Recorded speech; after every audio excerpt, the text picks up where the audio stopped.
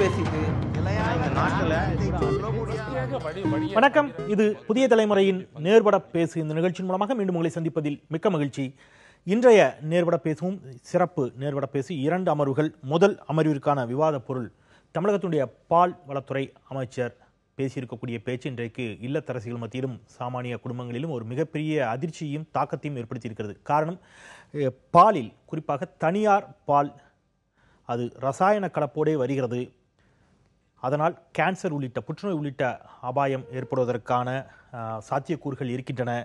உச்சபட்சமாக விஷத்தை குடிக்க முடியுமா என்று யாரோ சாதாரண மனிதர் அல்ல, இந்த மாநிலத்தினுடைய பால்வளத்துறை அமைச்சர் எழுப்பி இருக்கக்கூடிய இந்த கேள்வி மிகப்பெரிய அதிர்ச்சியை ஏற்படுத்தியிருக்கிறது. காரணம், ஆவின் பாலை பெரிய அளவில் நுகர முடியாத நிலையில், அத்தனை மக்களுக்கும் ஆவின் பால் போய் சேர இயலாத நிலையில் இன்றைக்கு சந்தையில் மிகப்பெரிய அளவிலே மக்களால், சாமானிய மக்களால் நுகரக்கூடிய இடத்தில் தனியார் பால் நிறுவனங்கள் தான் இருக்கின்றன. தனியார் பாலைத்தான் பெருமளவில் இன்றைக்கு குழந்தைகளும் இல்லத்தரசிகளும் பயன்படுத்தி கொண்டிருக்கக்கூடிய நிலையில் தனியார் பாலில் ரசாயன கலப்பு இருக்கிறது, அது விஷத்திற்கு சமம் என்று பால்வளத்துறை அமைச்சரே பேசியிருக்கக்கூடிய பேச்சு குறித்தே நாம் இன்றைக்கு முதல் அமர்வில் விவாதிக்க இருக்கின்றோம்.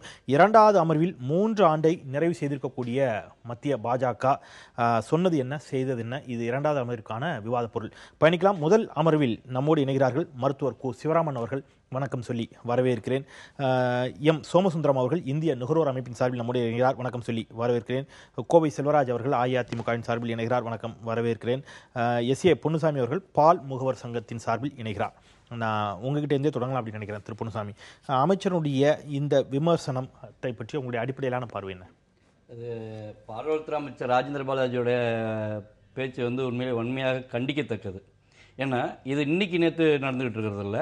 2012 UPS சேர்ந்த ஒருவர் பாலில் கலப்படம் சம்பந்தமாக உச்சநீதிமன்றத்தில் ஒரு பொதுநல வழக்கு தாக்கல் பண்ணுறாரு. அப்போது உச்சநீதிமன்ற நீதிபதிகள் மத்திய அரசுக்கு ஒரு உத்தரவு போடுறாங்க. என்னென்னா, இந்தியா முழுக்க பாலின் மாதிரிகளை ஆய்வுக்கு உட்படுத்தி அதோடைய அறிக்கை தாக்கல் பண்ண சொல்கிறாங்க. அப்போ 2012 அக்டோபர் 21 ஒரு ஒப்புதல் வாக்குமூலம் மத்திய அரசு கொடுக்குறாங்க. என்ன அப்படின்னா, இந்தியா முழுக்க எடுக்கப்பட்ட பாலின் ஆய்வுகள் மாதிரியில் 68% கலப்படம் தான். அதில் varnish, paint, formalin, glucose, soya powder, இந்த மாதிரியான ரசாயன பொருட்கள், இயற்கையாக கிடைக்கக்கூடிய பொருட்கள் எல்லாம் கலப்படம் செய்கிறாங்க அப்படின்னு. அதில் தனியார் அரசு துறை பாலினரும் தனித்தனியை பிரித்து சொல்லலை, இரண்டையும் கலந்து இந்தியா முழுக்க எடுக்கப்பட்ட ஆய்வுகளை தான் அவங்க கொடுத்துருக்காங்க. அப்போது அடுத்து உச்சநீதிமன்றம் எந்தெந்த மாநிலங்கள் நடைபெறுகிறதுன்னு கேட்கும்போது ஊபி, மேற்கு வங்கம், ஒடிசா உள்ளிட்ட 5 மாநிலங்களில் உறுதிப்படுத்துகிறாங்க. அதுக்கடுத்து 2013 டிசம்பரில் ஒரு உத்தரவு போடுறாங்க. என்ன போடுறாங்கன்னா, உணவு பாதுகாப்பு தர நிர்ணய சட்டத்தில் அதில் அந்த பட்டியலில் தமிழ்நாடு இல்லையா?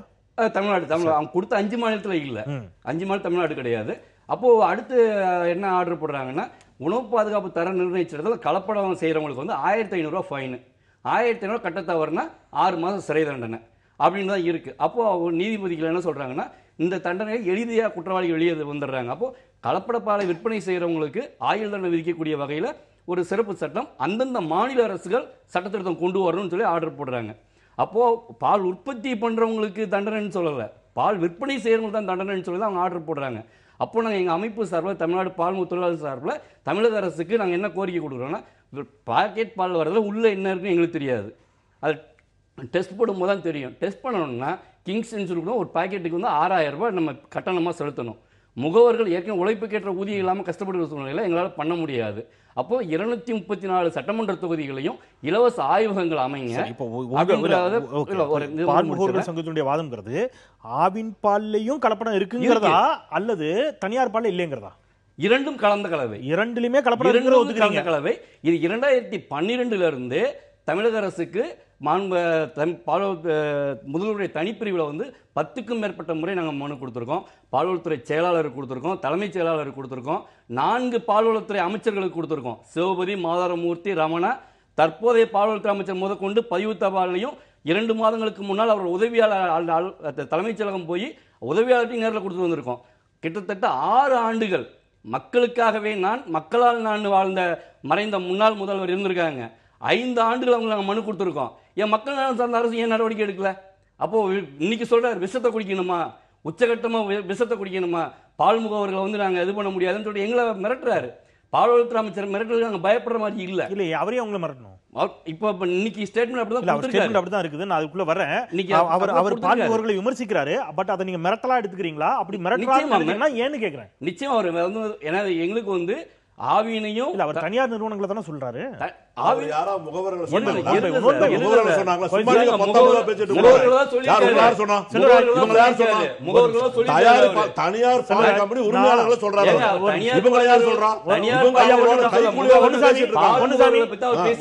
ஒரு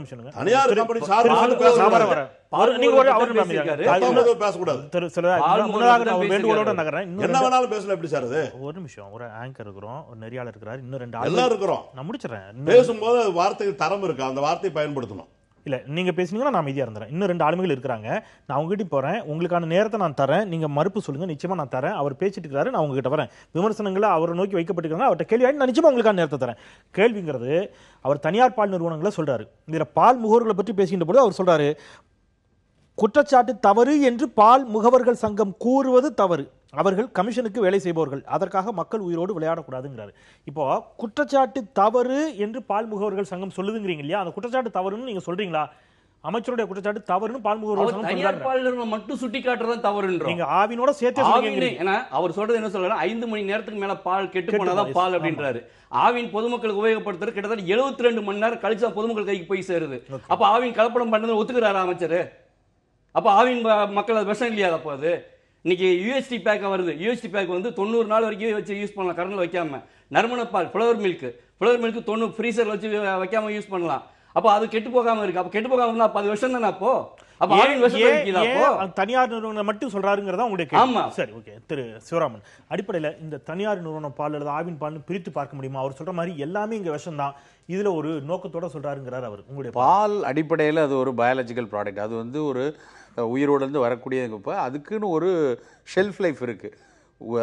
இயல்பில் பார்த்தீங்கன்னா மாட்டிலேருந்து எடுத்த 3 மணி நேரத்துக்கு வரைக்கும் அது வந்து ஒரு இயல்பாக அதுக்கு ஒரு ப்ரிசர்வேட்டிவ் வந்து இயற்கையிலேயே ஒரு லாக்டோபராக்சிடேஸ்னு ஒன்று உருவாகுது. அது வந்து அதில் வைரஸ் எல்லாம் வளர விடாமல் பாதுகாக்கிறதுக்கு இயற்கையை வச்சுருக்கு.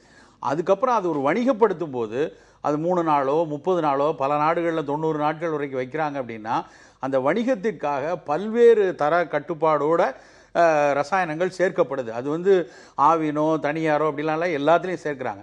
ஆனால் அதுக்கு ஒரு கோடெக்ஸ் அலிமெண்டேரியஸ்னு இவ்வளோ பர்சன்டேஜ் இருக்கணும், இத்தனை ஃபேக்ட்ரி இவ்வளோ இருக்கணும், எஸ்என்எஃப் ஃபேக்ட்ரி இவ்வளோ இருக்கணும், வாட்டர் இவ்வளோ இருக்கணும் அப்படின்னு ஒரு பெரிய தர நிர்ணயம் இருக்குது.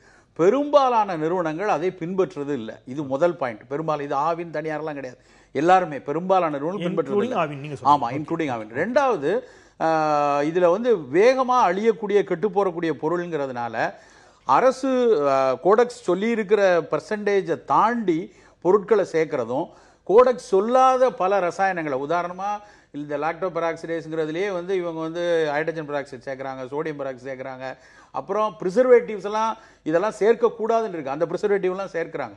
இது வந்து தெரிஞ்சும் தெரியாமலும் வச்சுக்கிட்டே இவ்வளோ நாள் வச்சுட்டு இன்றைக்கி எந்த காரணத்தினால திடீரென இந்த பேச்சு உருவாதுன்னு தெரியல. பொதுவாகவே ஒரு பயாலஜிக்கல் ப்ராடக்டை வந்து ப்ரிசர்வ் பண்ணுறதுக்காக எல்லா உணவுப் பொருட்கள்லையும் என்னென்ன அத்துமீறல்கள் நடக்குதோ அது மிக அதிகமாகவே இந்த பால் விஷயத்தில் நடக்குது.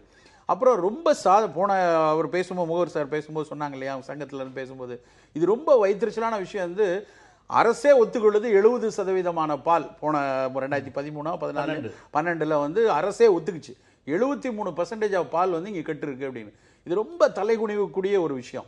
அதாவது ஒரு தாய்ப்பால் இல்லாத பட்சத்தில் ஒரு குழந்தைக்கு கொடுக்கக்கூடிய முதல் உணவா மாட்டுப்பால் இருக்கிறப்ப அந்த பாலில் 70% கேடு அப்படின்னு ஒரு அரசாங்கமே ஒத்துக்கிற ஒரு அவமானமான ஒரு விஷயம். இன்றைக்கு அது வெளிச்சத்துக்கு வருது.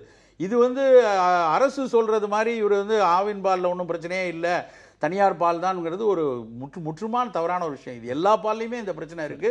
அதுவும் குறிப்பா இந்த கோடை காலம் வருது இல்லையா, அப்போ அமிலத்தன்மை அதிகமாக ஒரு இயல்பிலேயே அமிலத்தன்மை கூடும். அப்போ அந்த அமிலத்தன்மை போய் கூடிடக்கூடாதுங்கிறதுக்காக காரப்பொருட்களை சேர்க்கறதுக்கு காலகாலமாக நடந்துட்டு வர்ற ஒரு பிரச்சனை. அதனால தான் வீட்டில் தயிர் வந்து நுழன்னு இருக்கும், அதை பார்த்தே சொல்லிடலாம். அந்த தயிரோடைய மாற்றத்தை வச்சு இங்கே வந்து காரப்பொருட்கள் சேர்த்துருக்காங்க அப்படிங்கிறது சொல்லிட முடியும். இதை ஏற்றுக்கொண்டே நம்ம வாழ்ந்துட்டு இருக்கோம் இவ்வளோ நாளும். அப்புறம் அவர் சொல்றாரு, இது விஷமா, புற்றுநோயை உருவாக்குமாங்கிற கேள்வியெல்லாம் கொண்டு வந்திருக்காங்க. இப்போதான் தெரியுதான்னு தெரியல. இது வந்து காரப்பொருள் வந்து முதல்ல வயிற்றுப்போக்கை உண்டாக்கும். இன்னைக்கு குழந்தைகளுக்கு ஏற்படக்கூடிய வயிற்றுப்போக்கு இந்தியாவில் மிகப்பெரிய பிரச்சனை. அதுவும் கிராமப்புறத்தில் ஒரு சின்ன வயிற்றுப்போக்கில் நீர்த்துவம் குறைஞ்சு போய் அந்த நீர்த்துவம் ஏற்றப்பட முடியாமல் அதில் உப்புக்கள் குறைஞ்சி மரணமடைகிற குழந்தைகள் வந்து எப்படி வந்து ஒரு மேற்கு ஐரோப்பிய நாடு, மேற்கு ஆப்பிரிக்க நாடுகளில் வசதி இல்லாத நாடுகளில் என்ன இருக்கோ அதே அளவுக்கு இந்தியாவில் நடந்துட்டு இருக்கு. அதுக்கு வந்து இவங்க ஒரு வைரஸை காரணமாக காமிச்சு இந்த வைரஸ்லேயே பேசிட்டு இருக்காங்க. ஆனால் அதை தாண்டி இது மாதிரியான விஷயங்களில் கவனம் சுத்தமாக இவ்வளோ நாளாக இல்லை. இப்போ பாலில் மிக அதிகமான கலப்படமாக இருக்குது தண்ணீர் தான் முதல் கலப்படம். நமக்கு ஒரு 1.5 வருஷம் 2 வருஷம் முன்னாடி கூட வேலூர் பக்கத்தில் வந்து ஒரு லாரியில வந்து நிப்பாட்டி வச்சு தண்ணியை பிடிக்கிறாங்க, ஒரு பிரச்சனை. இன்னைக்கு வரைக்கும் யார் அதை பத்தி பேசிட்டு இருக்காங்க? அன்னைக்கு நடந்தது, பேப்பர்ல எல்லாம் வந்துச்சு, எல்லாரும் பேசினாங்க. அது போட்டு ஏதோ டிரைவரை கிளீனரை பிடிச்சி வச்சாங்க. 6 மாதங்களாக வண்டியை நிறுத்தி பாலை தண்ணீரை கலந்துருக்காங்க. எத்தனை அதிகாரிகள் அதுல கையெழுத்து போட்டிருக்காங்க, நல்ல பால் செஞ்சுக்கலாம், இது ஒன்றும் ப்ராப்ளம் உண்டு. இப்படி முதல் கலப்படம் தண்ணீர், அதுக்கப்புறம் இவங்க அந்த கோடெக்ஸ்ல சொல்லி இருக்கிற ரசாயனங்களை தாண்டி சேர்க்கக்கூடிய விஷயம், அப்புறம் அந்த பால் வரக்கூடிய பகுதிகள், அதாவது அதுல இன்னைக்கு யூரியா இருக்கு, ஃபார்மால்டிஹைட் இருக்கு, பல இந்த ரசாயனங்கள் எப்படி இந்த பாலுக்குள்ள வந்ததுன்னு யோசிக்கிற அளவுக்கு இருக்கு. இதெல்லாம் தாண்டி பொவைன் growth ஹார்மோன் ஒரு ஹார்மோனை மாட்டுக்கு செலுத்தி அந்த பிவிஹெச் ஹார்மோனுடைய இது வந்து நேரடியாக நிறைய பெண்களுக்கு மார்பக புற்றும், குழந்தைகளுக்கு அந்த எளிதில் வந்து சீக்கிரத்திலேயே அவங்க மாதவிடாய் துவங்குறதுக்குமான முக்கியமான காரணமாக இன்னைக்கு உலகம் முழுக்க பாலை பேசுகிறாங்க. அதுக்கு காரணம் அந்த பிவிஹெச்ங்கிற அந்த ஹார்மோன் சேர்க்கறது. இது இல்லாமல் இவங்க பால் விலை தட்டுப்பாட்டில் வந்து டக்குன்னு பவுடரை கலக்கிறது, ஸ்கிம்டு பவுடரை வந்து சேர்த்து கொண்டு வருது. ஒரு வேல்யூ பார்த்தாங்கன்னா அதாவது பல கட்டங்களில் தவறுகள் நடக்கும். ஓகே, நம்ம இன்னும் கூட அடுத்த கட்டத்தில் விரிவாக பேசலாம். திரு செல்வராஜ், எவ்வளவு பிரச்சனை இருக்கின்ற பொழுது ஆவினோட சேர்த்தே இந்த பிரச்சனைலாம் இருக்குது அப்படிங்கிறத 2 பேரும் குறிப்பிடுறாங்க. ஆனால் திடீர்னு அமைச்சர் ஒரு நாள் நைட்டில் எந்த முன்னெச்சரிக்கை நடவடிக்கையும் எடுக்கப்படாமல் பட்டுன்னு பேசுறாரு, இதனால கேன்சர் வரும், உயிருக்கே ஆபத்து, இது ஒரு விஷம் அப்படின்னு சொன்னார்னா இதற்கு மாற்று ஏற்பாடு என்ன செஞ்சிருக்கு அரசு? குழந்தைகளும் தாய்மார்களும் இதனால் எவ்வளவு அச்சப்பட்டு போயிருக்கிறாங்க. இதற்கு அனுமதி கொடுக்கறது அரசு தானே. அரசு அனுமதி இல்லாமல் ஒரு பால் வந்து மார்க்கெட்டுக்கு வந்துருமா? அப்ப அரசு ஏன் அனுமதி கொடுத்துச்சு? இவ்வளவு நாள் இந்த தவறு நடக்குதுங்கிறாங்க, நாங்க பலமுறை கம்ப்ளைண்ட் பண்ணிக்கோங்கிறாங்க, அவர் பலமுறை பேசிட்டு வர்றாரு, எழுதிட்டு வர்றாரு, சார்லாம் சொல்றாங்க. இப்ப இவ்வளவு நாள் அமைதியா இருந்த அமைச்சர் திடீரென்று இதில் வேகம் எடுக்க வேண்டிய அவசியம் ஏதாவது என்ன? பால் தனியார் தயாரிக்கின்ற பொழுது அந்தந்த மாநில அரசுகளே வந்து இந்த பரிசோதனை பண்றது கட்டுப்படுத்துறதா இருந்தது. 2011 உணவு பாதுகாப்பு சட்டம் கொண்டு வரும்போது இந்தியா முழுவதும் அதை வந்து மத்திய அரசு கையில் எடுத்துருச்சு. எடுத்ததுக்கு அப்புறம் மாநில அரசுகள் வந்து அதுல தலையிட்டு எதுவுமே நடவடிக்கை எடுக்க முடியாத அளவுக்கு பாதிப்பு ஏற்பட்டது. அதுக்கப்புறம் 2012 ஒரு பொதுநல வழக்கு போடுறாங்க. 2013 தான் உச்சநீதிமன்றம் சொல்லுது இந்த மாதிரி வந்து அவங்களுக்கு ஆயுள் தண்டனையே கொடுக்கலாங்கிற அளவுக்கு சொல்லி தமிழக அரசு மாதிரி எல்லா மாநில அரசுகளும் நீங்க மாநில அரசுகளே வந்து சட்டத்தை ஏற்று எல்லாம் பண்ணிக்கணும்னு சொல்றாங்க. அதுக்கப்புறம் உடனடியா மாநிலம் செய்ய முடியாது. உச்சநீதிமன்றம் சொன்னதுக்கு அப்புறம் மத்திய அரசு அதை பரிசீலனை பண்ணி நமக்கு வந்து அந்தந்த மாநில அரசுகளே இது நடவடிக்கை எடுத்து இதுல வந்து கட்டுப்படுத்துங்க கலப்படத்தைன்னு சொல்றது. என்னைக்கு சொல்றாங்கன்னாக்கா 13/8/2016 தான் மாநில அரசுகளுக்கு கடிதம் அனுப்புறாங்க மத்திய அரசு. இந்த போன வருஷம் 8வது மாசம். அதுக்கப்புறம் இந்த பால்வளத்துறையில வந்து அந்த தேர்தல் வந்த நேரம், தேர்தல் முடிஞ்சதுக்கு அப்புறம் மாநில அரசுல வந்து என்ன சொல்றாங்க, இந்த பால்வள வாரியம் வந்து மாநில அளவுலையும் மாவட்ட அளவுலையும் இதை கண்காணிக்கிறதுக்கு இந்த பால் சாம்பிள் எடுத்து பரிசோதனை கொடுத்து இதை கண்டுபிடிக்கிறதுக்காக ஒரு கமிட்டியை போடணும்னு சொல்றாங்க மாவட்ட ஆட்சித்தலைவர் தலைமையில். அந்த கமிட்டி போடுறதுக்கு மாநில அரசுக்கு பரிந்துரை பண்ணியிருக்காங்க. இப்போ நம்ம ஊரில் வந்து மாநில அரசுக்கு பரிந்துரை பண்ணி மாநில அரசு வந்து இந்த மாதம் தான் வந்து தமிழ்நாடு அரசு சார்பிலையும் ஒரு மாநில கமிட்டியும் மாவட்ட கமிட்டி போடுற கலெக்டருக்கு லெட்டர் அனுப்பியாச்சு. அந்த அடிப்படையில் இப்போ நடவடிக்கை எடுத்துட்டு இருக்காங்க. இந்த 3 நாளைக்கு முன்னாடி கூட இந்த பால் வந்து தனியார் பால்ல வந்து என்னென்ன கலக்குறாங்கிறது தெளிப்படை அவர் ஏன் சொன்னாருனாக்கா இப்பதான் தமிழக அரசு நடவடிக்கை எடுக்கிறதுக்கு அதிகாரம் கொடுத்திருக்கு எடுக்கிறாங்க. நான் ரொம்ப எளிமையா கேட்கிறேன், நீங்க மக்களுக்கு மக்கள் புரிஞ்சுப்பாங்க. மேபி எனக்கு புரியலன்னு வச்சுக்கங்களேன், எனக்காக கூட சொல்லுங்க. ஒரு மோசமான பொருளை மத்திய அரசு சொன்னா மட்டும்தான் இங்க தடுக்க முடியுமா? அவ்வளவுதான் சட்டமா நம்மளுடைய இல்ல உங்களுக்கு அதாவது வந்து ஒரு அரசு வந்து மாநில அரசு வந்து எதுவுமே மத்திய அரசு வந்து அந்த மத்திய அரசுடைய கட்டுப்பாட்டில் இருக்கும்போது நீங்க மாநில அரசு வந்து என்ன நடவடிக்கை எடுத்து அவங்களுக்கு தண்டனை கொடுக்க முடியாது. நேரடியா பரிசோதனை பண்ணி எடுத்து மாதிரி மத்திய அரசு தான் சொல்லிட்டு இருக்கணும். உணவு பாதுகாப்பு அவங்கள அதிகாரிகளை போட்டாங்க. இந்தியா பூரா எல்லா மாவட்டத்திலையும் உணவு பாதுகாப்பு சட்டத்துக்கு மத்திய அரசுடைய அதிகாரிகள் இப்ப இருக்காங்க. செய்யணும். இப்ப அமைச்சர் சொல்லியிருக்கேன், அதுல அவர் மாறுபடுவார். இப்ப கேள்வி ரெண்டு ஒன்னு வந்து ஆவினும் சேர்த்தே இங்க ஆவின் பால் இன்னைக்கு வந்து நீங்க வெளிய வச்சீங்கன்னா 3 மணி நேரம் 4 மணி நேரத்துக்கு மேல பிரிட்ஜ்ல எடுத்து வெளிய வச்சீங்கன்னா தெளிவா சொன்னாரு. ஆவின் 12 நாள் 15 நாள் பிரிட்ஜ்ல வச்சு விக்கிறாங்க. டிபார்ட்மென்ட் ஸ்டோருக்கு போக எத்தனை நாள் வச்சிருக்காங்க? அவர் 15 நாள் மறுக்கிறேன் நானு. அவர் ஒரு தனியார் பாலாவது 15 நாள் எல்லா பாலும் தான் தனியார் பால் சார். நான் சொல்றேன் சார், அவர் பேசுற நேரம் நான் வரேன். உண்மைக்கு புறமான நான் திருப்பி சொல்றேன், இது அவருக்கான நேரம். நான் வரேன். மக்கள் பாத்துட்டு இருக்காங்க. உண்மைக்கு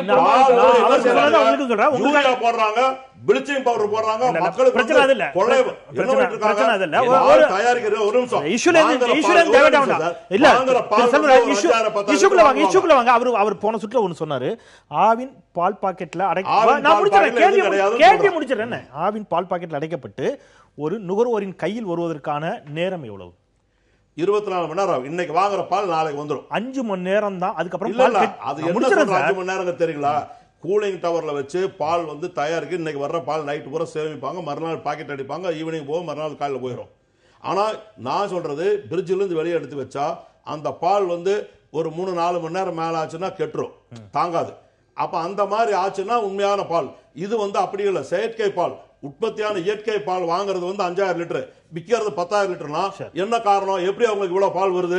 ஆவின் பால்ல எந்த பிரச்சனையும் இல்ல அப்படிங்கிற சொல்றோம்.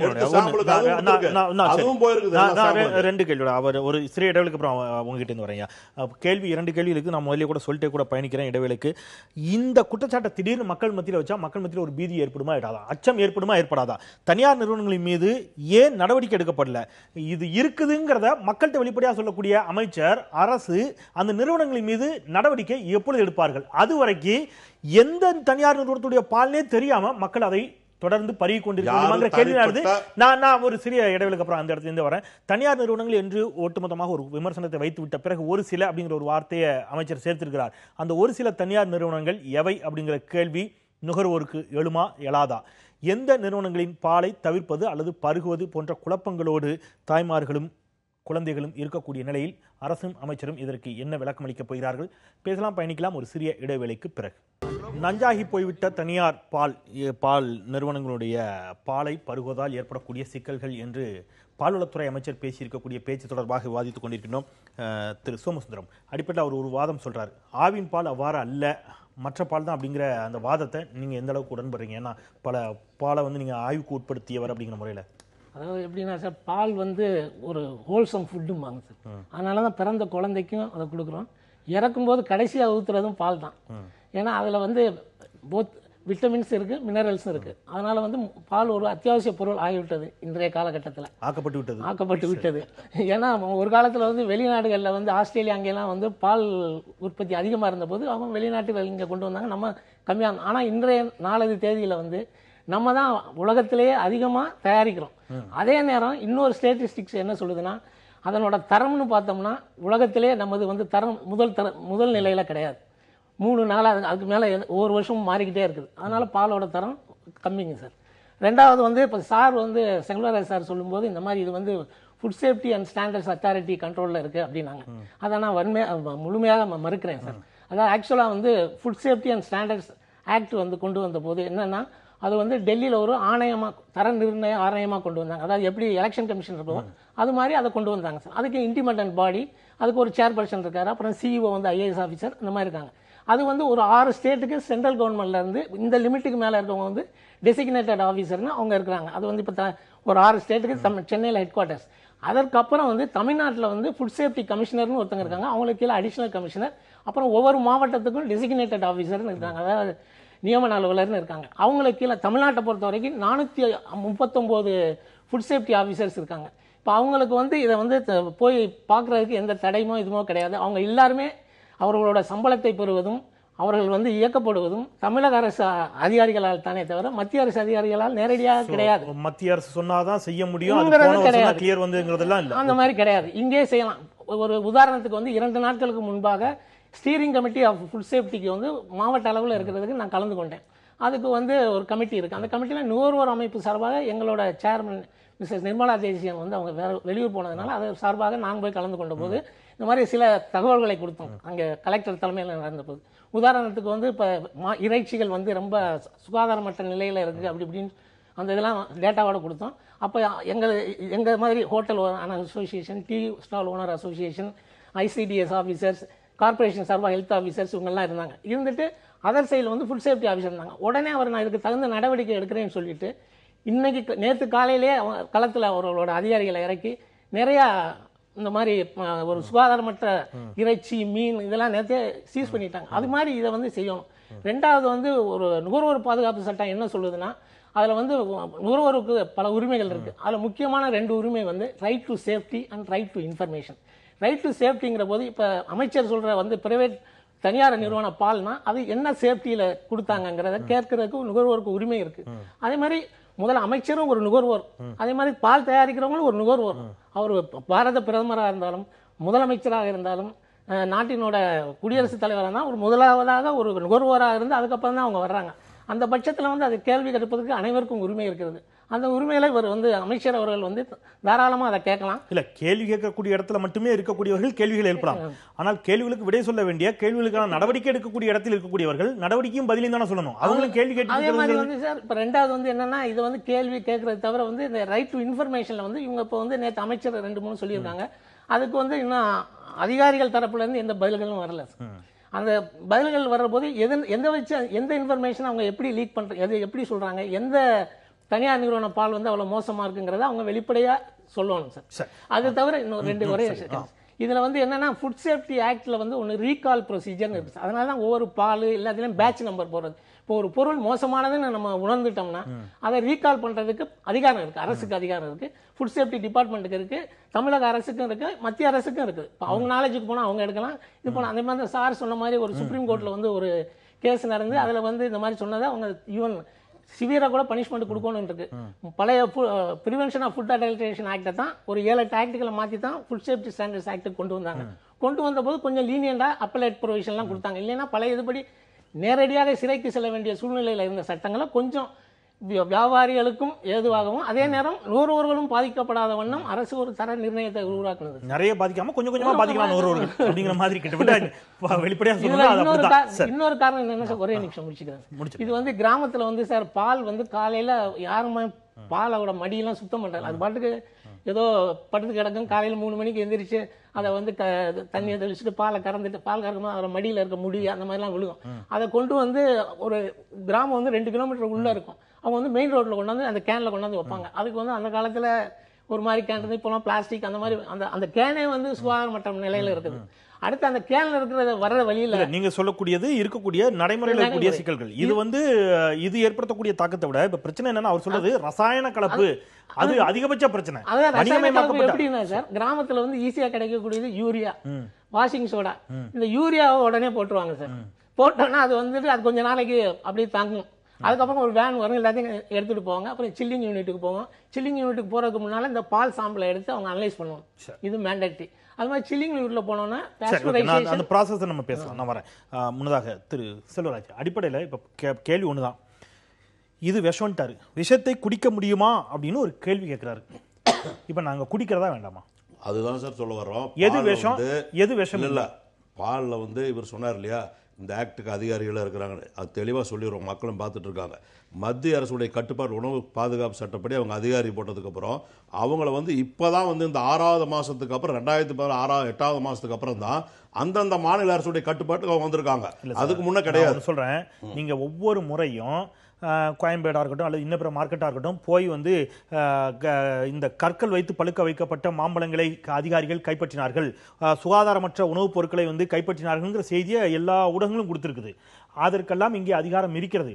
பாலை கைப்பற்றுவதற்கும் அதிகாரம் இருக்கிறது. கடந்த வாரம் இதே மாதிரி எடுத்து அனுப்புறாங்க. என்னாச்சுன்னா உங்களுக்கு வாழைப்பழத்துல எத்திஃபான் பயன்படுத்தி செயற்கையாக பழுக்க வைக்கிறார்கள் என்பதை புதிய முறை வெளிப்படுத்திச்சு. என்னோட கேள்வி அது இருக்கட்டும். இப்ப நான் நேரடியா கேட்கிறேன், இதுக்கு அதிகாரம் இருக்கு இல்ல அந்த பஞ்சாயத்து ஒரு பக்கம் வச்சுக்கோங்க. என்னோட கேள்வி, விஷத்தை குடிக்க முடியுமான்னு அமைச்சர் கேட்கிறார் சார். எது விஷயம்னு சொல்ல வேண்டிய இல்ல சார், எது விஷயம்னு அவர் சொல்லணுமா இல்லையா? இல்ல, எதுக்கு சொல்றாருன்னா அது உதாரணமா சொல்றாரு. அதாவது பால்ல வந்து இவ்வளவு கலப்படம், சின்ன சாதாரண டாக்டர் சார் சொன்னார் இல்லையா, சாதாரண குழந்தை, எந்த கெட்ட வழக்கம் இல்லாத ஒரு குழந்தையும் கூட புற்றுநோய்க்கு பாதிக்கிறாங்களே. அதனால இதுல வந்து இவ்வளவு கெமிக்கலை வந்து போடுறாங்களே. எவ்வளவு கெமிக்கல்? ரசாயனங்கள் வந்து நிறைய போட்டிருக்காங்க. ரசாயனம் எதுல போடுறாங்க? பால்ல தான் கலக்குறாங்க. எந்த பால்ல? அவங்க தனியார் பால் கம்பெனி விக்கிறாங்களா அந்த பால்ல. அத இப்ப நாங்க எந்த தனியார் பால் கம்பெனிங்கறத சொல்ல வேண்டிய அவசியமும் கடமையும் தான் வந்து மாதிரி பால் எடுத்து அனுப்பி இருக்காங்க. மைசூருக்கு அனுப்பி இருக்கு, கிண்டியில கொடுத்திருக்கு. மைசூருக்கு அனுப்பி ரிசல்ட் எல்லா இடத்துல ரிசல்ட் வந்துருச்சு. 2 நாள்ல ரிசல்ட் வரதுக்கு முன்னாடியே ரிசல்ட் வரதுக்கு முன்னாடியே ரிசல்ட் வந்ததுக்கு அப்புறம் எந்த கம்பெனி யார் என்ன செஞ்சாங்கன்னு தெரியும். ரிசல்ட் வரதுக்கு முன்பாகவே தண்டனைக்கு உட்படுவாங்க, வழக்கு தொடுக்கப்படும். ரிசல்ட் வரதுக்கு முன்பாகவே அமைச்சர் இத சொல்ற வேண்டிய அவசியம் எங்க இருந்து வருகிறது? அவசியம் இல்ல. உங்களுக்கு வந்து அவர் கம்பெனியுடைய அரசாங்கோட பால் கட்டணம் திறந்து வைக்கும் போது இந்த மாதிரி எல்லாம் தப்பு நடந்துட்டு இருக்கு. இத வந்து சொல்றாரு. இல்ல சார், ஒரு சில அப்படிங்கிற ஒரு வாதத்தை பயன்படுத்துறாரு சார். மார்க்கெட்ல ஏராளமான தனியார் பால் நிறுவனங்கள். இன்னைக்கு ஒரு தனியார் கம்பெனி வந்து அவங்க இல்லன்னு அவங்க சொல்றாங்க. ஒரு ஊடகத்துல சொல்றாரு, ஒரு வாரம் கழிச்சு எல்லா ஊடகத்தை கூட்டிட்டு போறாங்கறாரு. நான் என்ன சொல்றேன், நீ ஊடகத்தை சந்திக்கும் போது அந்த ஊடகம் என்ன செய்யணும்? அப்பவே வண்டியில கூட்டிட்டு போய் ஊடகம் இல்ல சார். இல்ல திரு செல்வராஜ், என்னோட क्वेश्चन நான் திருப்பி என்னோட மை क्वेश्चन இஸ் மறைப்பதற்காக இந்த மாதிரி எல்லாம் பண்றாங்க. My question is very clear. என்னோட கேள்வி, ஒரு சில தனியார் நிறுவனங்கள் அப்படின்னு அவர் சொல்லிட்டாரு. ஒரு நுகர்வோரா நான் கடைக்கு போறேன், ஒரு 10-15 தனியார் நிறுவனங்களுடைய பால் அங்கே அடிக்க வைக்கப்பட்டிருக்கிறது. எனக்கு அமைச்சர் சொன்னாது கண்ணு முன்னாடியும் காதுலயும் வந்து போகும். இப்ப நான் எந்த பால் வாங்க வேண்டாம், அரசாங்க எந்த பால் சார்? எந்த பால் சொல்லுங்க? பால் வாங்க, ஆவின் பால் வாங்க. ஆவின் பால் கிடைக்கிறது இல்ல சார் எல்லாருக்கும் கிடைக்குது. ஆவின் பால் 37 ரூபாய் கிடைக்குது. இவங்க எவ்வளவு விக்கிறாங்க? 43 ரூபாய் விக்கிறாங்க. 7 ரூபாய் அதிகமா விக்கிறாங்க. கொள்முதல் வந்து 28 ரூபாய் அரசாங்க வாங்கி எல்லாமே திருட்டுத்தனமா பண்ணிட்டு இருக்காங்க. ஆவின் பால் எவ்வளவு கொடுக்கப்படுது விநியோகத்துக்கு, நுகர்வோருக்கு? தனியார் பாலுடைய நுகர்வை தவிர்த்து ஆவின் பால் எல்லோரும் பெறக்கூடிய அளவுல ஆவின் பாலுடைய விநியோகம் இருக்குதா? முதல்ல 2 விஷயத்தை நான் மறுக்கிறேன். ஒன்னு, அமைச்சர் வந்து 5 நாட்கள் வரைக்கும் தனியார் பாலை வச்சு விக்கிறாங்க அப்படின்றாரு. சார் சொல்றது வந்து 15 நாள் வரைக்கும் வச்சு விக்கிறாங்க. எந்த தனியார் பால் நிறுவனங்கள பாலையாவது அதிகபட்சம் 2 நாட்களுக்கு மேல எந்த சில்லறை வணிகர்கள்ட்டையாவது வாங்கினாங்கன்னு சொன்னா நான் என் தொழிலை விட்டு போறேன், எங்க சங்கத்தையே நான் கலைச்சிட்டு போறேன் நான். ஆனா அதை நிரூபிக்கலன்னா அமைச்சர் பதவியை ரிசைன் பண்ணுவாரா? பால்வளத்துறை அமைச்சர் அவர் அமைச்சர் பதவி ரிசைன் பண்ணுவாரா? கேட்க வேண்டிய அவசியம் இல்ல. இருங்க சார், அது பால் கம்பெனிக்காரர் கேக்குறாரு. அவர் பால் முகவர்தான சொல்றாரு அமைச்சர். நுகர்வோர் இவர சொல்லலையே, பால் முகவர்கள் சொல்றாரு. பால் நாட்களுக்கு வாங்கி விக்கிறீங்களா? இருங்க, தப்பு பண்ணாதீங்க. இல்ல சார், அந்த கம்பெனியோட 5 நாட்கள் இல்ல அத தடுக்க கூடியது நாங்க தடுக்க மாட்டோம். எங்ககிட்ட அதிகாரம் இருக்குது, ஆட்சி இருக்குது, நாங்க தடுக்க மாட்டோம். எந்த கம்பெனியும் சொல்ல மாட்டோம். ஒரு வாரம் பாருங்க, ஒரு வாரம் என்ன நடவடிக்கை, தனியார் கம்பெனி சிறைக்கு போறாங்க பாருங்க. நான் ஸ்ட்ரைட்டா கேட்கணுமா? பல நேரங்கள்ல உணவு சார்ந்த இந்த மாதிரியான பிரச்சனைகள் வருகின்ற பொழுது சமீபத்தில் நூடுல்ஸ் தடை பண்ணாங்க. திருப்பி அதே நூடுல்ஸ் மார்க்கெட்டுக்கு வருது. இப்ப நான் என்ன கேக்குறேன், முதல்ல சொன்னதும் அரசு தான், ஆட்சியாளர்கள் தான். என்னன்னு, அந்த நூடுல்ஸ்ல வந்து இந்த கெமிக்கல் எல்லாம் சேர்ந்திருக்கு. அதுக்கப்புறம் அதே அரசும் ஆட்சியாளரும் அந்த நூடுல்ஸ் மார்க்கெட்ல விடுறீங்க. நான் இன்னும் ஸ்ட்ரைட்டா கேக்குறேன்,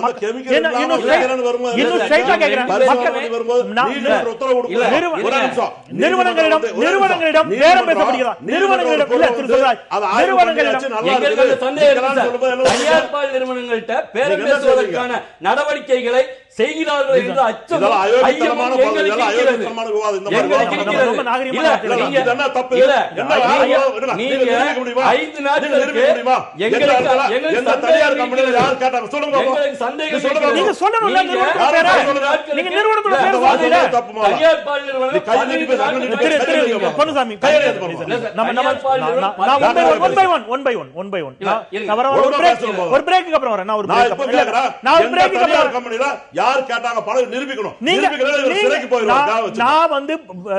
ஒரு क्वेश्चन திருப்பி வைக்கிறேன். திடீர்னு இல்ல, மக்கள் பார்த்துட்டு இருக்காங்க. மக்களுக்கான சொல்றேன், ஒழுக்கமா பேசணும். ஒழுக்கம் தவறி ஒரு பிரேக் அப்புறம் அப்படி பேசக்கூடாது. நான் திருப்பி வரேன். இது தனிநபர்களை தாண்டி அரசுக்கு கூடுதல் பொறுப்பு இருக்கிறது. அரசின் சார்பாக நீங்க பேசிட்டு இருக்கீங்க, நுகர்வோரின் சார்பாக அவங்க பேசிட்டு இருக்காங்க, மக்கள் பார்த்துக் கொண்டிருக்கிறார்கள். எனவே எதுவாக இருந்தாலும் மக்களுக்கான ஒரு விவாதமாகத்தான் இது கட்டமைக்கப்பட்டு இருக்கிறது. மக்கள் ஒரு குழப்பத்தில் இருக்கின்ற பொழுது அமைச்சர் ஒரு வாதத்தை வைக்கிறார். அமைச்சர் இதற்கு விளக்கம் அளிக்க வேண்டிய இடத்தில் இருக்கிறார். எந்தெந்த நிறுவனங்கள் என்று குறிப்பிட வேண்டிய அவசியம் அமைச்சருக்கு இருக்கிறது. ஆவின் பால் எல்லோருக்கும் போய் சேர்ந்து கொண்டிருக்கிறதா? ஆவின் பாலிலும் கலப்படம் இருக்கிறது அப்படிங்கிறாங்க. அது குறித்து அமைச்சர் ஆய்வுக்குட்பட்டு அந்த ஆவின் பாலை ஆய்வுக்கு உட்படுத்தி விளக்கத்தோடு மக்களை சந்திப்பாரா போன்ற பல கேள்விகள் இதில் எழுந்திருக்கின்றன. நேர்பட பேசலாம் சிறிய இடைவேளைக்கு பிறகு. நேர்பட பேசலாம் சிறிய இடைவேளைக்கு பிறகு மீண்டும் வரவேற்கிறேன். பால், தனியார் பாலில் கலப்படங்கள் என்று அமைச்சரின் பேச்சு குறித்து வாய்த்து கொண்டிருக்கணும் திரு சிவராமன். அடிப்படையில் இந்த விஷயத்தில் பொதுமக்களுக்கு இருக்கக்கூடிய குழப்பத்திற்கான தீர்வா அவங்க எதை எடுத்துக்கிறது? முதல் விஷயம், பால் ஒரு அத்தியாவசியமான உணவு அப்படிங்கிற புரிதலை தேவையில்லைங்கிறது என்னுடைய கருத்து. 1930களுக்கு அப்புறம் பல ஐரோப்பிய நாடுகள்லையும் எங்கெல்லாம் இங்கிலீஷ்காரங்க ஆண்டாங்களோ அங்கே அது ஒரு மிகப்பெரிய வணிக பொருளாக இருந்ததுனால இந்தியா முழுக்க அதை ஒரு அத்தியாவசிய பொருளாக திணிக்கப்பட்டு தான் வந்துச்சு. அதனால பால் ரொம்ப அத்தியாவசியமான ஒரு விஷயங்கிறத யோசிக்க வேண்டாம். நிறைய பால் சாப்பிடாததுனால உள்ள பெனிஃபிட்டை பற்றி உலகம் முழுக்க பேச ஆரம்பிச்சிருக்காங்க. பெரிய நோபல் பரிசு பெற்ற விஞ்ஞானிகள்லாம் பேசுகிறாங்க. அதனால் அது முதல் கருத்து. ரெண்டாவது, இது இன்றைய காலகட்டத்தில் ஒரு கை குழந்தையிலிருந்து ஒரு மகப்பேறு எதிர்பார்க்கிற கர்ப்பிணி பெண்ணிலிருந்து அப்புறம் பல மருத்துவ பிரச்சனைகளில் இருக்கவங்களுக்கு மருத்துவர் பரிந்துரைக்கக்கூடிய ஒரு முக்கியமான உணவாகவும் இருக்கிறதுனால அதில் அதிகபட்ச தரம்ங்கிறது மிக மிக முக்கியமானது அரசுடைய கடமை. அது தனியார் பாலோ இல்லை அரசினுடைய பாலோ, அது மிக எளிதாக கெட்டு போடக்கூடிய ஒரு தன்மையுடைய அந்த பொருளில் அரசு அத்தனை தர நிர்ணயத்தையும் ரொம்ப முக்கியமாக கடைபிடிக்கணும். அதை ரொம்ப பாரபட்சம் இல்லாமல் வெளிப்படைத்தன்மையோடு சொல்லணும். இது மாதிரி டிரான்ஸ்பரண்டாக அது இருந்தால் மட்டும்தான் அது நுகர்வோருக்கு அது இந்த பாலை எடுக்கலாமான்னு தெரியணும். இது பாலில் மட்டும் இந்த பிரச்சனை இல்லை, அத்தனை உணவுகளில் இருக்குது, காய்கறிகளில் இருக்குது, பழங்களில் இருக்குது, எல்லா இடத்துலையும் அத்துமீறல்கள் நடந்து கொண்டு இருக்கிறது வணிகம் என்கிற ஒரு பேர்னால. அப்போ அதை தடுத்து நிறுத்த வேண்டிய முதல் கடமை அரசுக்கு தான் இருக்குது. அப்புறம் சட்டங்கள்லாம் ரொம்ப தெளிவாக இருக்குது. ஆனால் அந்த சட்டத்தை நடைமுறைப்படுத்துவதில் அதை திருப்பி இப்போ ரீகாலிங் இருக்கிறதுலையும் சரி, அங்கங்கே போய் செக் பண்ணி அதை முதல்ல எடுக்கிறது சரி, இந்த மாதிரி விஷயங்கள் ரொம்ப ரொம்ப சுத்தமாகவே நடக்கிறது இல்லைன்னு தான் சொல்லணும். அந்த அளவுக்கு இருக்குது. அரசாங்கம் இந்த மாதிரி பால் உள்ளிட்ட அத்தனை உணவுப் பொருட்கள்லையும் அதிகபட்ச தரத்தை வலியுறுத்துவதும் அவ்வப்போது செக் பண்ணதும் சொல்லணும். தவறு செய்யக்கூடியவங்க எவ்வளோ பெரிய நிறுவனமாக இருந்தாலும், சிறிய நிறுவனம், அரசு நிறுவனமாக இருந்தால் கூட அதை நிறுத்த வேண்டிய கடமை அரசுக்கு இருக்கு. ஆனால் இப்போ அமைச்சர் ஒரு வாதத்தை வைத்திருக்கிறார். அமைச்சருடைய கேள்விங்கிறது தனியார் நிறுவனங்கள் தங்களுடைய பால் பொருட்களில் எந்த கலப்படமும் இல்லை என்பதை நிரூபிக்க வேண்டும் அப்படிங்கிறாரு. அது இண்டிவிஜுவலா ஒவ்வொருத்தருக்கும் ரெஸ்பான்சிபிலிட்டி இருக்கு. எந்த ஒரு தனியார் நிறுவனமா இருந்தாலும் அவங்க சில பாராமீட்டர்ஸை ஃபாலோ பண்ணி தான் ஆகணும். அதில் அவங்க ஒவ்வொரு ஸ்டேஜிங்லையும், அது கூலிங்காக இருக்கட்டும், அப்புறம் உடனடியாக அதை ஹீட் பண்ணுறதா இருக்கட்டும், உடனே கூல் பண்ணுறதா இருக்கட்டும், ஒவ்வொரு கிரேடிங்லையும் என்னென்ன ஸ்பெக் இருக்கணும்னு ரொம்ப தெளிவான வரையறைகள் இருக்கு. அதை கடைபிடிக்க வேண்டியது தனியார் நிறுவனங்களுடைய கடமை தான். இந்த மாதிரி சூழல் வரும்போது அவர்கள் தாமாகவே என்னென்ன எங்களோட பேட்ச் வைஸ் ரிசல்ட் என்ன, நாங்கள் என்ன பண்ணியிருக்கோம் அப்படின்னு அவங்க அறிக்கை விடுறதோட பொது நிறுவனங்கள், சமூக ஆர்வலர்கள், வெளியில் இருக்கக்கூடிய தர நிர்ணய கட்டுப்பாட்டு அதிகாரிகளை அவர்களே அரவழைத்து நீங்கள் எங்கள் இதில் செக் பண்ணுங்கன்னு சொல்லணும். அதே சமயத்தில் ஆவின்லேயும் நடக்கணும். ஒரே நேரங்களில் பெரிய இந்த மாதிரி நுகர்வோர் அமைப்புகளை கூப்பிட்டு இந்த மாதிரி ஒரு பெரிய சர்ச்சை வரும்போது அடுத்த ஓரிரு நாட்களில் அத்தனை இதுலேயும் போய் கண்ட்ரோல் சாம்பிள் எடுத்து பார்த்தா மக்களுக்கு அந்த அச்சம் போகிறதுக்கான வாய்ப்பு நிறைய இருக்கு. சார், இதில் திரு பொன்னுசாமி, நான் கடன் சுற்றி அந்த கேள்வி தான் வச்சேன், அது திசை மாறி போயிடுச்சு. கேள்வி, நுகர்வோருக்கு ஆவின் பால் கிடைக்கிறது, அவங்க அதை வாங்கிக்கலாம் அப்படிங்கிற ஒரு வாதத்தை அமைச்சரும் வைக்கிறாரு, திரு செல்வராஜன் அதை வழிமொழிகிறார்.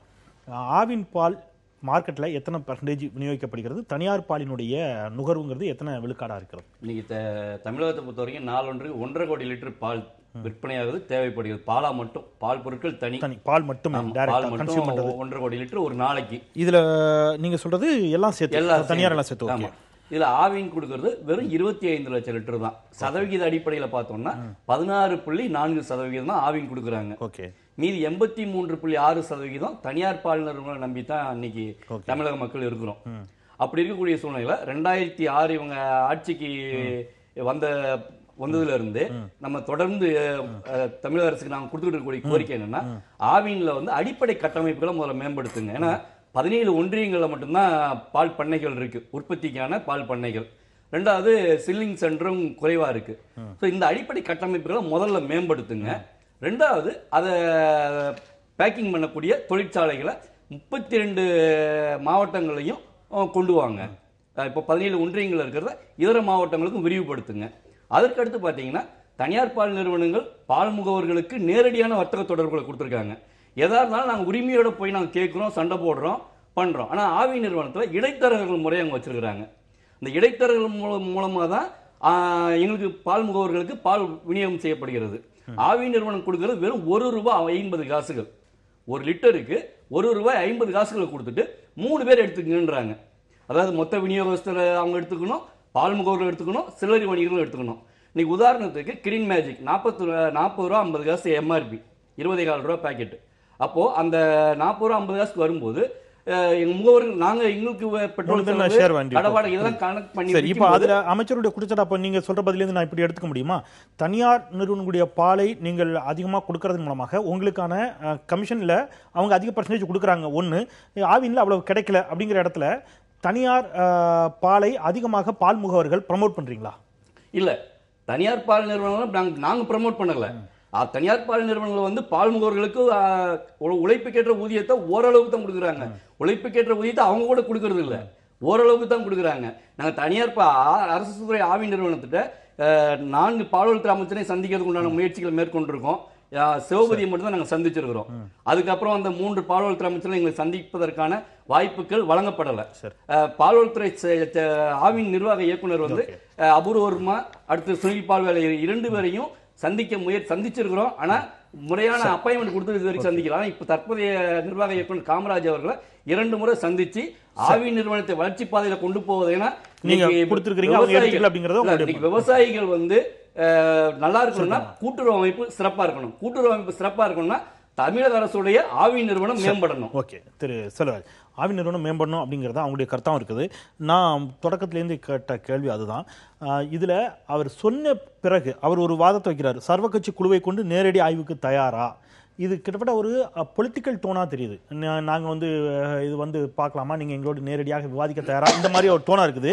இன்னொன்று நான் முடிச்சிடறேன். இன்னொன்று அவர் வந்து தனியார் பால் நிறுவனங்களை நீங்க வந்து ஆய்வுக்கு உட்படுத்தி நீங்க நிரூபிங்கிறாரு. இப்ப பிரச்சனை என்னன்னா அவங்க தரத்துல ஏமாத்துறாங்க அப்படிங்கறதான் பிரச்சனையே. அப்ப அவங்களே எப்படி நிரூபிக்க சொல்லுவீங்க? அவங்க மீது நீங்க குற்றச்சாட்டு வைக்கிறீங்கன்னா நீங்க தானே அதை சரியா செய்யணும். சொல்லி முடிச்சிடறேன். இப்போ சகோதரர் சொல்லும்போது சொன்னாரு, தமிழ்நாடு கவர்மெண்ட் வந்து ₹28 பால் வந்து கூட்டுறவு சொசைட்டில வந்து பால்காரட்டு வாங்குறோம். வாங்கிட்டு விற்கிறது வந்து அட்டை போட்டு வீட்டுகளுக்கு மாசமாட்ட அட்டை போட முடியல, அதுக்கு ₹34, கடையில் வாங்கினா ₹37. இந்த தனியார் கம்பெனி என்ன செய்யறாங்கன்னா ₹42 ₹44 பால் விற்கிறாங்க. ₹7 8 வச்சு விற்கும்போது இவங்களுக்கு ஒரு ₹2 சேர்த்து தர்றாங்க. அதுக்காக இவங்க வந்து தனியார் கம்பெனியா அதிகமா விற்க ஆசைப்படுறாங்க ஒழிய அரசாங்க பால் விற்கிற இடைத்தரகர்கள் யாருக்கும் வேலையே கிடையாது, புரோக்கரே கிடையாது. அரசாங்கம் வந்து ஒவ்வொரு மாவட்டத்தில் ஆபீஸ் வச்சிருக்காங்க, அட்டை எடுத்துக்கலாம். அவர் சொன்ன மாதிரி 16% தான் ஆவின் பால் கொடுக்கப்படுகிறது. 16% தான் ஆவின் பால் விநியோகத்தில் இருக்குது. ஆவினே அவ்வளவுதான் உற்பத்தி செய்யுது, 16.4%. சொல்றாரு. நான் சொல்றேன், டெய்லி 30 லட்சம் லிட்டர் பால் வந்து தமிழ்நாடு முழுவதும் ஆவினுக்கு வந்து வாங்கிட்டு இருக்காங்க. 1.5 கோடி லிட்டர் தேவை இருக்கக்கூடிய இடத்துல 30 லட்சம் லிட்டர் தேவை வந்து 1.5 கோடி தேவையாங்கிறது எனக்கு தெரியாது, புள்ளி விவரமெல்லாம் எனக்கு தெரியல. ஒரு வாதத்துக்கு இருக்கட்டும், தப்பில்ல. நாட்டுல எல்லாரும் தொழில் பண்ணட்டும், எல்லாம் பண்ணட்டும். நான் சொல்றது கலப்படம் எல்லாம் விற்கிறதுக்கு ஒரு லேப் வைங்க, ஒரு மைக்ரோபாலஜி டெஸ்ட் வைங்க, எல்லாம் வைங்க. நீங்க தனியார் கம்பெனில டெஸ்ட் பண்ணி நல்ல முறையா வித்துட்டு வாங்க. ஒரு நிமிஷம், எல்லாருமே வந்து வச்சிருக்காங்க. உதாரணம் சொல்ல போற ஒரு மினரல் வாட்டர் கம்பெனில லேப் டெஸ்ட் வைக்கணும், மைக்ரோபாலஜி வைக்கணும், யாரும் வச்சிருக்க மாட்டாங்க. திருப்பியும் கூட என்னுடைய கேள்வியை ஒரு இடத்துல வச்சு முடிச்சிடறேன், என்ன நேரம் இல்ல. நீங்க 30 லட்சம் லிட்டர் ஆவின் கொடுக்குதுங்கிறீங்க, தேவை நுகர்வு 1.5 கோடிங்கிறாரு அவர். நீங்க இதுல மாறுபடுறீங்க. சரி, நான் ஒரு வாதத்துக்கு வச்சுக்கிறேன், 31 லட்சம் கூட 1 லட்சம்னு வச்சுக்கோங்க, அல்லது கூட ஒரு 5 லட்சம் வச்சுக்கோங்க, தனியார் பால் நிறுவனங்கள் கொடுக்குன்னு வச்சுக்கோங்களேன். இந்த 5 லட்சத்துலேயும் தான் கலப்படம்னு சொல்றாருன்னே வச்சுக்கோங்க அமைச்சர். சரியா? இதுல இப்ப சொல்லிட்டாரு, அதை வாங்கக்கூடிய நுகர்வோர்கள் இப்போ ஒரு அச்சத்தோடத்தானே அதை வாங்குறாங்க. இவர் முறையாக ஆய்வுக்குட்படுத்தி ஐடென்டிஃபை பண்ணி இந்தந்த நிறுவனங்களுடைய பால்ல கலப்படம் இருக்குது, இந்தந்த நிறுவனங்கள் சீல் வைக்கப்பட்டிருக்கின்றனங்கிறத சொல்ல வேண்டிய இடத்துல கூடிய அமைச்சர் அதுக்கான ஆய்வுக்கு வந்து எடுத்து கொடுத்தாச்சு. ஒரு 2 நாட்கள்ல அது பதில் வரும், தெளிவா தெரியும். ஒண்ணு. ரெண்டாவது வந்து இவர் சொன்னார் நஷ்டத்துல போகுதுன்னு. இப்ப 361 கோடி ரூபாய் இந்த வருஷம் நஷ்டத்துல இன்னும் போல 50 லட்சம் லிட்டர் பால் டெய்லி உபயோகப்படுத்துற அளவுக்கு இன்னைக்கு வந்து டெவலப் பண்ணிட்டு இருக்கோம். நிறைவு கருத்து, உங்களுடைய நிறைவு கருத்து. நிறைவு வந்து சார், இப்ப பால் வந்து நம்ம எல்லா எண்ட் பாயிண்ட், அதாவது ரா பால் விவசாயிகள்கிட்ட இருந்து அல்லது உற்பத்தியாளர்கிட்ட இருந்து போகிற போது செக் பண்ணுறாங்க. அங்கே ஹோமோஜனைசேஷன், பாஸ்டரைசேஷன்லாம் பண்ணி வெளியே வரும்போதும் அவங்க செக் பண்ணி அதுக்குண்டான ரிசல்ட்ஸை வந்து they have to maintain record, it is a mandatory. அதை வந்து அதிகாரிகள் போய் ஆய்வு செய்வதற்கு உரிமை இருக்குது, அதற்கு சம்மந்தப்பட்ட அதிகாரிகள் போய் அதை பார்க்கலாம்னு இருக்குது. அப்படி இருக்கிற பட்சத்தில் இதுக்கப்புறம் எங்கே வந்து இதை சரியாக என்ஃபோர்ஸ் பண்ணாலே இந்த மாதிரி ஒரு கலப்படம் அது இதுங்கிற வர புகார்களை வந்து குறைப்பதற்கோ அடியோடு நிறுத்துவதற்கோ வாய்ப்புகள் அதிகம் இருக்கு. ரெண்டாவது பாயிண்ட் வந்து கோல்டு செயின், அதாவது இப்போ பிளான்ட்ல இருந்து பால் வெளியே வருது சார். வர்ற பால் வந்து நமக்கு வெறும் லாரியில தான் ஏற்றிட்டு வராங்க. அந்த டெம்பரேச்சர்ல இருந்து இது வெளியே வரும்போது வேற டெம்பரேச்சருக்கு மாறிடுது. திரும்ப வீட்டுக்கு வருது. வீட்டுக்கு வந்து வர்றதுக்கு முன்னால ரோட்ல வச்சு வைக்கிறாங்க. எத்தனை பேர் ஃப்ரிட்ஜில் வைக்கிறாங்களோ அந்த மாதிரி போய் வீட்டில் ஃப்ரிட்ஜில் வைக்கிற போது ஃப்ரிட்ஜில் கழுவிட்டு வைக்கும் போது டெம்பரேச்சர் அந்த மாதிரி வச்சுட்டு திரும்ப கரண்ட் கட்டு அதுலாம் ஃப்ரிட்ஜுக்கு வந்து யாரும் யூபிஎஸ் கனெக்ஷன் கொடுக்கறது இல்லை, அந்த இன்வெர்டர் கனெக்ஷன் கொடுக்கறது. அந்த மாதிரி சிச்சுவேஷன் வந்து பால் கெட்டு போறதுக்கு கோல்டு செயின் அந்த end point to end point வந்து ரீட்டைல் அவுட்லெட் வரைக்கும் தகுந்த இது இங்க தமிழ்நாட்டில் கிடையாது சார். அது தனியாரோ அரசோ செய்யும். ரெண்டாவது வந்து நம்மளோட சர்வேலன்ஸ் ஒன்று இருக்கு சார். அது ஃபுட் சேஃப்டி ஆக்ட்ல சர்வேலன்ஸ் சாம்பிள் எடுக்கணும்னு இருக்கு. அதான் அதற்கு உரிய அதிகாரிகள் அப்பப்போ போய் ரேண்டம் சாம்பிளிங் சர்வேலன்ஸ் சாம்பிள் எடுத்து அதை அனலைஸ் பண்ணணும். அனலைஸ் பண்றது பால் வந்து சீக்கிரம் கெட்டு போகக்கூடிய பாக்டீரியல் ஆக்டிவிட்டி ஹெவியா இருக்கிறதுனால தான் நம்ம பாஸ்டரைஸ் பண்றோம். அந்த பாக்டீரியல் ஆக்டிவிட்டி கெட்டு போகாத மாதிரி இவங்க சாம்பிள் எடுத்துட்டு போகணும். அதுக்கு வந்து ட்ரை ஐஸ் வச்சு அதுக்கு சில ப்ரொசீஜர் அதை கொண்டு போய் உடனடியாக செஞ்சா அது சரியான ப்ரொசீஜர்ஸ் இருக்குது. இதெல்லாம் ஏட்ல இருக்குது, சட்டத்துல இருக்குது, அதெல்லாம் நடக்குது அப்படிங்கிற கேள்வி நீங்க வச்சீங்க. ஒற்றைவர்ல நிறைவேறுது டாக்டர். அரசினுடைய மிக முக்கியமான கடமையாக தான் இது பார்க்குறேன். எல்லா உணவுப் பொருட்கள்லையும் பால் முதல் ரொம்ப முக்கியமான அத்தியாவசியமான பொருளாக இருக்கிறதுனால அதிலிருந்து அத்தனை உணவுப் பொருட்கள்லையும் மிக தரமான உடலுக்கு எந்த விதத்திலையும் நச்சு இல்லாத பிற கலப்படங்கள் இல்லாத உணவை கொடுப்பது அரசாங்கத்தினுடைய மிக அத்தியாவசியமான கடமை. அது தனியாரோ கூட்டுறவோ அரசோட அமைப்போ அவர்கள் முன்னிட்டு செய்ய வேண்டிய விஷயம். நன்றி. அரங்கில் இணைந்த நால்வருக்கும் நன்றி, பார்த்த நேர்களுக்கும் நன்றி. இந்த அளவில் நிறைய செய்யலாம். ஏதோ இடத்துல அமைச்சர் ஒரு கருத்தை தெரிவித்திருக்கிறார். அது ஒரு பெரிய பரபரப்பை ஏற்படுத்தி இருக்கிறது. இது குறித்து இன்னும் ஓரிரு நாட்களில் அந்த முடிவுகள் வந்துவிடும் அப்படிங்கிறார் திரு கோவை செல்வராஜ் அவர்கள். காத்திருப்போம். ஒரு சிறிய இடைவேளைக்கு பிறகு இரண்டாவது அமர்விற்கான விவாத பொருளை தொடரலாம். 3 ஆண்டை நிறைவு செய்திருக்கக்கூடிய மத்திய பாஜக ஆட்சி சொன்னது என்ன, செய்தது என்ன? நேர்பட பேசலாம் சிறிய இடைவேளைக்கு பிறகு.